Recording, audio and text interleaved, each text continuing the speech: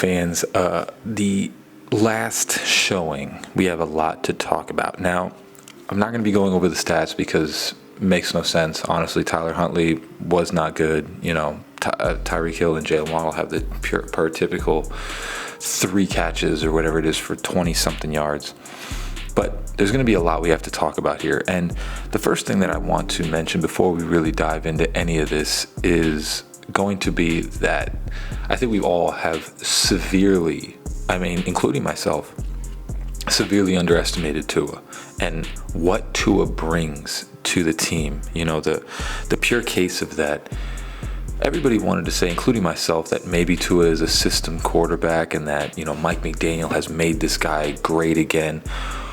What I think we're seeing here is that Tua actually covers a lot of the holes that are on this team offensively, because here's the thing. We have to really take into account that we've plugged into the backup-wise, the quarterback that is the backup. We've plugged in almost about 4 or 5 different quarterbacks when Tua goes down, and all of them have significantly struggled. The problem with that is, and I know we'll hear some refute from some people, but the issue is that there are other teams that their backup quarterback comes in. Yes, they're not as good as before, but like the Kansas City Chiefs, when they had, who was it? I think it was Henne. They did not look horrible like our team does. Like our team looks like a college team playing in the NFLs without one player.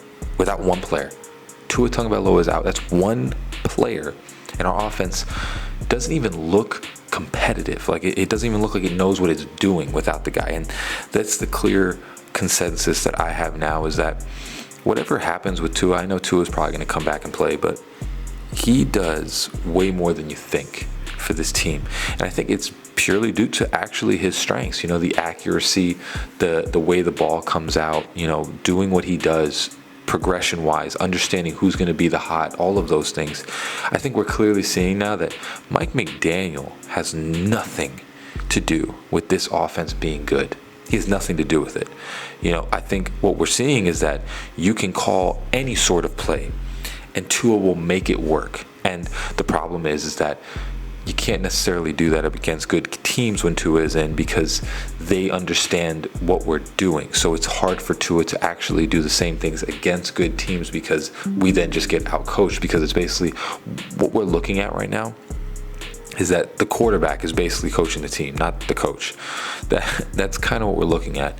And I think the locker room has kind of gone from Mike McDaniel, and what I think it really has done is it has trickled towards just Tua being the guy, and that people are just waiting for Tua to get back, because this team, it doesn't run without Tua.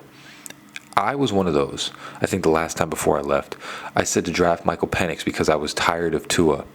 But what I'm starting to see is, I think it's a whole different account that we have to understand, is that our team is so bad without Tua that when we play good teams, Tua can't coach the team. Tua can't play quarterback and coach the team. And they end up just getting out-coached by other teams. But when Tua is in, this team, it revolves around him. He is the guy. And I think you can look back and see his old, when he was with Brian Flores, he had no receivers and still was able to win. So our mentality, I think, truly has to change. And again, we'll hear some of these dummies out there, still trying to make an excuse on how Tua sucks or whatever it is. But Tua makes this team not even 180, like 360, throw the ball on the other side of the court and then bounce it back to you 100% different when he's in. And he's done it his entire career. You have to consider that the Dolphins were 9-8, and continually with Tua, when Tua is in, we win. That's been the whole thing. Yes, of course, we don't win against playoff teams because at that point, like I just said, Tua can't coach the team. He can only play quarterback. He can only coach the players on his, but he can't call plays. He can't do all those things because that has to be Mike McDaniel. And then we'll move on to our next segment of it. I think we've all had enough of him. And at this point, I feel bad. We'll get to Chris Grier in a second, but Mike McDaniel, I would even say that Brian Flores was a better coach than Mike McDaniel. I'm going to be 100% real with you. I didn't like him But I don't see it with this dude. And I could clearly tell when you saw the interview when it was halftime and he was coming back out. And it just looked, usually you have the interviews and the coaches sound like a I don't want to be insulting, but they sound like a man, they sound like a head coach. They sound like a man, like we need to get this crap corrected. And when I heard him in the interview, it kind of just sounded like a kid, like when you talk to your kid and he's trying to act like an adult, but he's still a kid. It's so cute. Like he's trying to act like a grown man, but he's still a little kid. It's one of those, like the memes. It sounded like that. Like it sounded like a little kid trying to pretend to be a head coach. And he was just like, stuff we got to fix. And, we're going to put the nail in, like stuff like that. It's just, he doesn't feel like a head coach anymore. And I think it has 100% to do with, Tua. He went down during Green Bay. And at that point, it was Mike McDaniel's rookie season, and Tua had basically made this team one of the top teams in the league. And what ended up happening is obviously Tua didn't get injured last year. He plays every game, and of course, what happens? We have a winning record. Yes, we have a fall apart at the end of the year, but we have a winning record. This year, Tua gets injured very early, like very, very early. And the offense at this point is starting to get figured out by all the top coaches, even not top coaches. It's Mike McDaniel being exposed now because you have your Superman out, and now it's all on you. You can't rely on Tua to make these awesome, crazy throws anymore. You got to call a good game plan, and this is what Mike Vrabel did. This is what Andy Reid does. This is what Bill Belichick does. This is what all the great head coaches they do for their team because they are a good head coach. Now, of course, Tom Brady was greatest of all time. But Bill Belichick, when Tom Brady went down, who was it? It was I forgot his name. Matt Castle comes in, looks just as good. Looks not just as good, but basically just keeps that team rolling. Every great coach does that. Not only does our coach, it doesn't roll, but it looks laughably bad. Like it looks, I don't even think I'm watching an NFL team when I'm out there. And what's crazy is it's not like the whole offense got injured. The offensive line is all in disarray and Tyreek Hill and Waddle are out. It's like we still have Devon Achane, Tyreek Hill, Jalen Waddle, and even Malik Washington was out there, and Jalen Wright.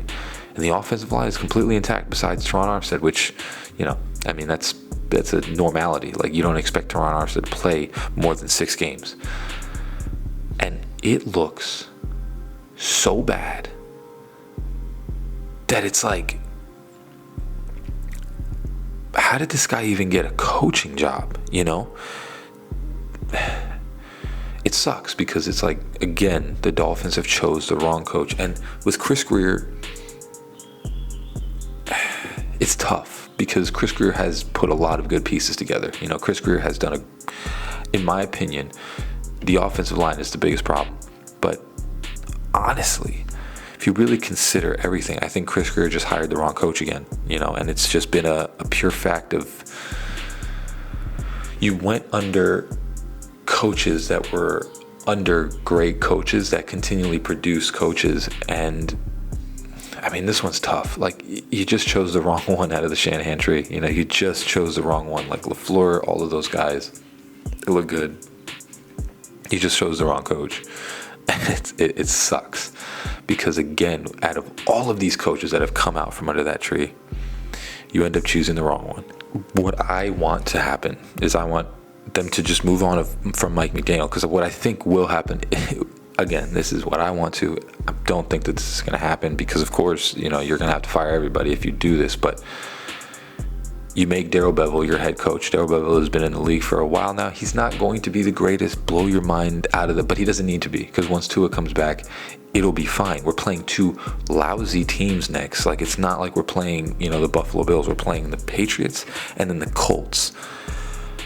You get rid of Mike McDaniel. I think if Chris Grier has any shot, just completely fire Mike McDaniel, let Darrell Bevell take over the calls, and just win one of these games coming up. and Tua comes back. And again, this is going to be the problem. This is the issue here, because we're seeing Mike McDaniel for what he is. But like I said in the beginning, Tua is going to come back against Arizona, and more than likely, Tua is going to light it up, and it's going to fully get back on track. Everything's going to be, the way that we thought it was going to be. Now, it's not going to be the greatest. We'll probably lose some crappy teams because Mike McDaniel gets outcoached every time, but Tua's going to come back, throw for 300 yards a game, and they're going to have a hard time firing Mike McDaniel, and we might hold on to him for next year. If you're a smart owner and a smart general manager, you go, this guy stinks. He's got no clue what he's doing. He looks lost out there. And again, I feel bad for him, but there are just certain people that have that head coach mentality. Like when you picture a head coach, you picture like Vrabel, Belichick, you picture Andy Reid, you picture John Gruden, you picture strong dudes that, like can lead a team, that implement discipline. And again, like I said, when you look at Mike McDaniel, you just see this little kid. You see this little kid that's way over his head and tried to do it's, I run a Christian channel outside of this. It's like the perfect, generation, like that type of coach, this generation. It's like this really super trying to be cool, nice guy that just wants equality for everybody, instead of somebody that's just like, if you suck, if you're not catching the ball, 100 push-ups or you go running. Like, this is undisciplined football, and it all stems back to him because he looks like a kid way over his head. If you're a smart owner, GM, front office, all of that, you get rid of Mike McDaniel and you let Darrell Bevell take over interim head coaching. That's what I want to happen. Now, do I think that's going to happen? Of course not, because again, at the end of the day, Mike McDaniel has this really super touching story with Tua.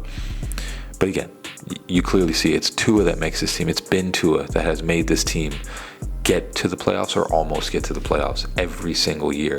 Tua wins when he's in. He figures it out. We play good teams.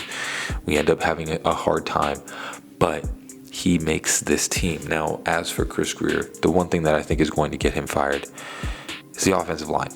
The end of the day, you have a general manager that drafted a quarterback that was coming into the NFL injured, and he gets injured in the NFL. And what you continue to do is you refuse to get him an offensive line. You refuse to do it. Last year was probably the best offensive line that Tua has ever had. Yes, they all got injured, but the best one. You had Robert Hunt, you had Austin Jackson, who both were playing amazing on that right side. That right side was handled, and that was Tua's blind side, and that right side was handled. You had Connor Williams, Pro Bowl center, and then of course you had Isaiah Wynn, who was playing well. He just got injured. Sucks. Teron Armstead is always injured.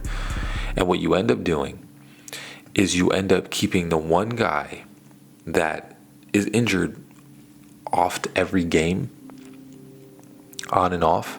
I think he has a concussion right now for an eye poking. You keep that guy and get rid of everybody else. So you then now give Tua again the worst offensive line in the league because you have gadgety plays. Instead of, sometimes it's like you just don't get what's going on in some of these teams, because you look at it and you see the reason that we struggled was the offensive line for the last year. When the offensive line was injured, Tua didn't have any time, couldn't make the throws. We played good teams, the offensive line failed, Tua would get sacked, we wouldn't have enough time. And what you end up doing is you get rid of most of the good players that were on the offensive line. That's why I think Chris Grier should get fired. I think your refusal to get any sort of offensive lineman, you didn't draft Josh Allen, you didn't draft Ben Roethlisberger, you didn't draft any of these big, sturdy QBs that could make this look better. You drafted an injury-prone quarterback, which he's great, but he gets injured a lot, and especially when you don't give him a line. I'll tell you what, you don't give Lamar Jackson a line, he's going to get injured. You don't give Drew Brees a line, he's going to get injured. If you don't give Peyton Manning an offensive line, he's going to get injured. Tom Brady, he's going to get injured because they're going to be taking hits they don't need to take. course, Tua hit that concussion, but he only did that because the offense just wasn't doing anything. So he was trying to do something because that's who he is. But I digress. I think there has to be some major changes coming down the pipe hole, man. I mean, you can't lose like this twice and then go into the Patriots, and we're probably going to get spanked by the Patriots too, and make the Patriots look like an undefeated team. You can't do that and not just, it's been 3 years. It's 3 years with this coach, and the third year we look the worst. And again, Tua is the only one that's out. Like, that's the whole thing, is Tua is the only one that's out. And everybody wanted to have this conversation of Mike McDaniel made Tua.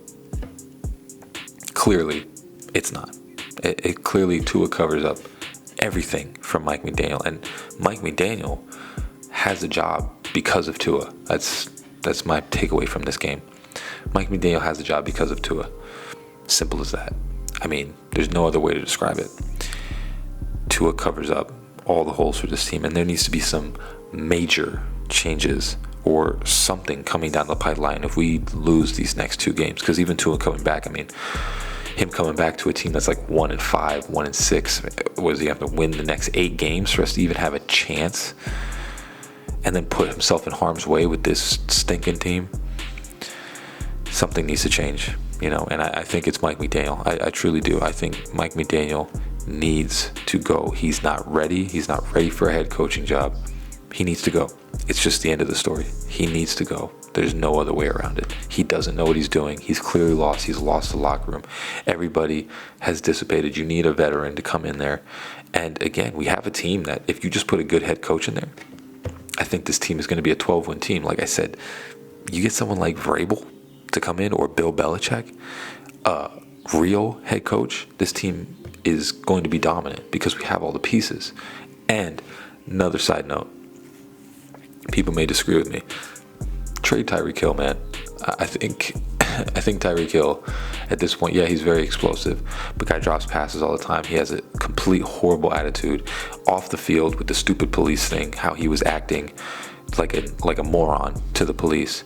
I think this guy is way too much, and you need to just get rid of him. He is, I think, personally, what we can start to see is, yes, he's very competitive, but he's a little bit toxic. It's the star players. We can go to Christianity. Your faith isn't built in the good times; it's built in the bad. Like, who you are comes out in the bad times, and in the bad times, we see this dude he's a joke. He's not a captain. He's a joker. Like he wants all the attention on himself, and clearly doesn't really truly care about the team or winning. He just wants to have all the attention on himself.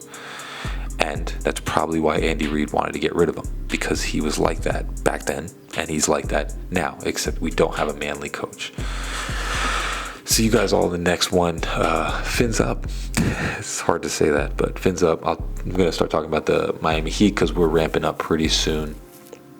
And, the burning light of this is that the University of Miami is doing well. So hopefully we just keep continuing on that road with the UM, and Dolphins and all of that, we can put them to the wayside and watch the Heat and the U. So love you guys all. See you in the next video. Peace.